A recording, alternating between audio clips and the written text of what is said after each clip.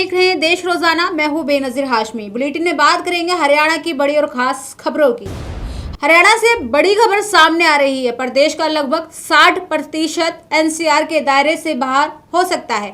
आपको बता दें कि केंद्रीय आवास मंत्री व पूर्व सीएम मनोहर लाल खट्टर की अध्यक्षता में हुई राष्ट्रीय राजधानी क्षेत्र योजना बोर्ड की बैठक में दिल्ली के राजघाट से 100 किलोमीटर के दायरे तक एनसीआर को सीमित करने की चर्चा की गई है, जहां सीएम सैनी और दिल्ली की सीएम रेखा गुप्ता भी इस मीटिंग में शामिल हुई। आपको बता दें कि 5 जिले पानीपत, करनाल, जिंद, महेंद्रगढ़ व भिवानी और चरखी दादरी के कुछ हिस्से इससे बाहर हो सकते हैं। तो वहीं दिल्ली के सबसे करीब कार्यात्मक रूप से जुड़े जिले जैसे कि गुरुग्राम, फरीदाबाद, सोनीपत, रोहतक, रेवाड़ी, झज्जर, नूंह और पलवल इस सीमा के भीतर ही रहेंगे। हरियाणा सरकार का मानना है कि दूर दराज के इलाकों में विकास परियोजनाओं के बजाय केवल सख्त पाबंदियां जैसे ग्रैप नियम लागू होती है, जिससे निर्माण और उद्योगों पर असर पड़ता है। अगर बैठक में एनसीआर क्षेत्र के रीशेड्यूलिंग में सहमति बनी तो प्रदेश के कई जिलों और अर्बन प्लानिंग की तस्वीर बदल सकती है। दरअसल आपको बता दें कि अभी एनसीआर में प्रदेश के 14 जिले शामिल हैं। इनका कुल क्षेत्रफल 25,327 वर्ग किलोमीटर है। अगर नया फॉर्मूला लागू हुआ तो ये घटकर 10,546 वर्ग किलोमीटर ही रह सकता है। इसका सबसे अधिक असर पानीपत, करनाल, जिंद, महेंद्रगढ़, भिवानी पर पड़ेगा। ये सभी जिले 100 किलोमीटर की रेडिएशन के आसपास रहेंगे। एनसीआर की सीमा में बदलाव से महेंद्रगढ़ पर सबसे अधिक प्रभाव पड़ेगा, क्योंकि जिले का अधिकांश क्षेत्र 100 किलोमीटर की सीमा से बाहर है।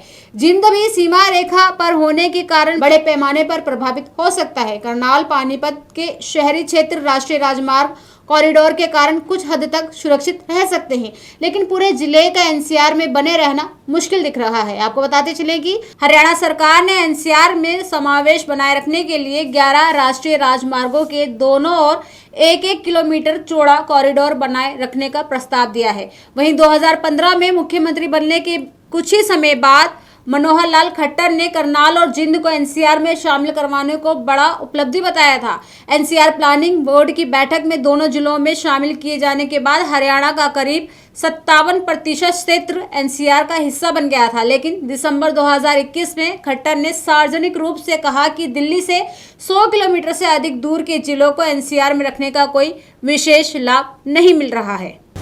गुरुग्राम पुलिस द्वारा अवैध रूप से रह रहे विदेशी नागरिकों की पहचान और जांच के लिए विशेष अभियान चलाया जा रहा है। इस अभियान के तहत क्राइम ब्रांच सेक्टर 39 की टीम ने बड़ी कार्रवाई करते हुए 13 बांग्लादेशी नागरिकों को हिरासत में ले लिया है।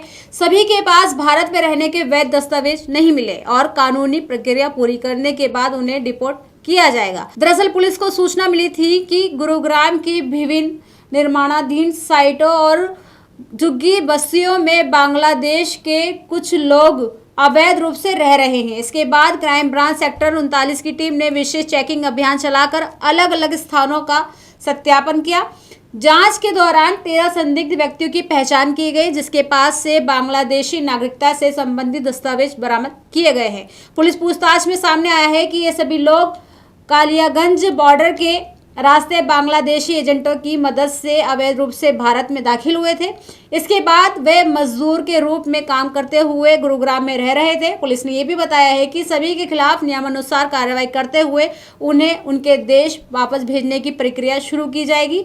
वहीं गुरुग्राम पुलिस द्वारा झुग्गी झोपड़ियों, कॉलोनियों, इसके अलावा किराए के मकानों, औद्योगिक क्षेत्रों और होटल में रह रहे लोगों के दस्तावेज का भी सत्यापन लगातार जारी है। पुलिस का कहना है कि जिन लोगों के दस्तावेज संदिग्ध पाए जाएंगे उनके खिलाफ नियमानुसार कार्रवाई की जाएगी। अगली खबर सोनीपत से है। सोनीपत में सीएम फ्लाइंग की टीम ने पोल्ट्री फार्म पर छापेमारी की। दरअसल मंगलवार को सोनीपत के मलिक पोल्ट्री फार्म पर छापेमारी कर शुगर मिल के पास बने पोल्ट्री फार्म से सीएम फ्लाइंग की टीम ने अवैध शराब की 400 पेटी बरामद की है, जिसकी मार्केट में इस शराब की अनुमानित कीमत करोड़ों रुपए बताई जा रही है। पुलिस के मुताबिक इस शराब की सही कीमत कितनी है ये जांच के बाद ही पता चल पाएगा। इन 400 पेटियों में अलग अलग तरह के ब्रांड शामिल है। जिस पोल्ट्री फार्म में ये महंगी शराब मिली है वो किसका है ये अभी तक पता नहीं चल पाया है। ये शराब कहां से और कौन लेकर आया और इसे कहां ले जाना था, इसका भी अभी तक कुछ पता नहीं चल पाया है। सीएम फ्लाइंग के इंस्पेक्टर विजेंद्र ने बताया कि अभी तक शराब को लेकर कोई कागज या बिल नहीं मिला है। फिलहाल पुलिस ने इस अवैध शराब को कब्जे में ले लिया है और आगे की कार्रवाई जारी है। हरियाणा में SIR 2026 अभियान की शुरुआत हो गई है। चुनाव आयोग के निर्देश पर चलाया जा रहा है इस अभियान का उद्देश्य वोटर लिस्ट को मजबूत, सटीक और जिसमें किसी भी तरह की कोई गलती नहीं होनी चाहिए, ताकि केवल पात्र मतदाताओं के नाम ही सूची में शामिल रहें। इस अभियान के तहत बूथ लेवल अधिकारी BLO को घर घर जाकर मतदाताओं की सही जानकारी जुटाने की जिम्मेदारी दी गई है। आपको बता दें कि पूरे प्रदेश में BLO अपने अपने क्षेत्रों में लोगों से संपर्क कर मतदाता संबंधी जानकारी की जांच करने में लग चुके हैं और आवश्यक डॉक्यूमेंट्स की जानकारी भी ले रहे हैं। जहां BLO घर घर जाकर मतदाताओं की जानकारी की पुष्टि कर रहे हैं, वहीं नए योग्य मतदाताओं का पंजीकरण करवा रहे हैं। आपको बता दें कि SIR की प्रक्रिया 3 चरणों में होगी और पहला चरण 15 जून से शुरू हो चुका है, जो 14 जुलाई तक चलेगा। आपको बता दें कि SIR की प्रक्रिया के दौरान BLO घर घर जाकर फॉर्म भरवाएंगे।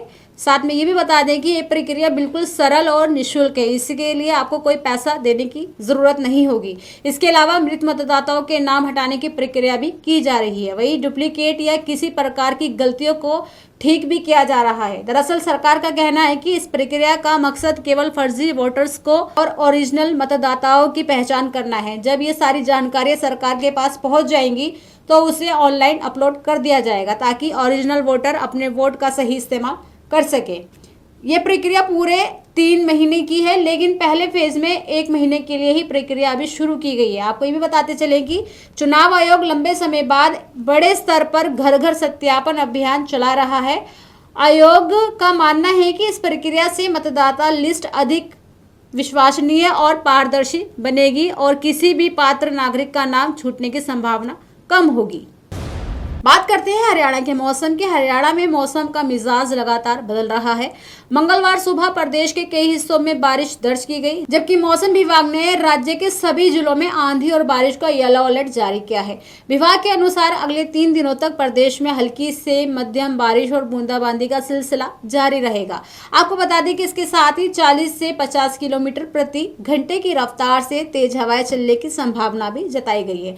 वहीं बीते सोमवार को प्रदेश के करीब 10 जिलों में तेज आंधी और बारिश हुई है। हांसी में तेज हवाओं के कारण एक टावर गिर गया, जबकि मकान की दीवार ढहने से एक व्यक्ति की मौत हो गई।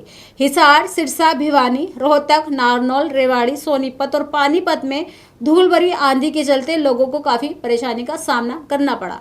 मौसम विभाग के आंकड़ों के अनुसार 1 जून से 15 जून के बीच हरियाणा में औसतन 20.3 मिमी बारिश दर्ज की गई है। बारिश और ठंडी हवाओं के असर से प्रदेश में गर्मी का प्रकोप काफी कम हुआ है। पिछले 24 घंटे में अधिकतम तापमान औसतन 0.8 डिग्री सेल्सियस की गिरावट फरीदाबाद में 39 डिग्री सेल्सियस के साथ सबसे गर्म जिला रहा। आपको बताते चले कि मौसम विभाग ने लोगों को अगले कुछ दिनों तक बदलते मौसम को देखते हुए सतर्क रहने की सलाह दी है। तो ये थी हरियाणा की बड़ी और खास खबरें। कल फिर होगी मुलाकात ऐसी ही ताजा खबरों के साथ। तब तक के लिए बने रहिए हमारे साथ और देखते रहिए देश रोजाना। नमस्कार। सब्सक्राइब करें देश रोजाना के YouTube चैनल को और नई वीडियो की नोटिफिकेशन पाने के लिए बेल आइकन जरूर दबाएं। अगर आप ये वीडियो Facebook या Instagram पर देख रहे हैं तो पेज को लाइक और फॉलो जरूर करें और ज्यादा से ज्यादा शेयर करें।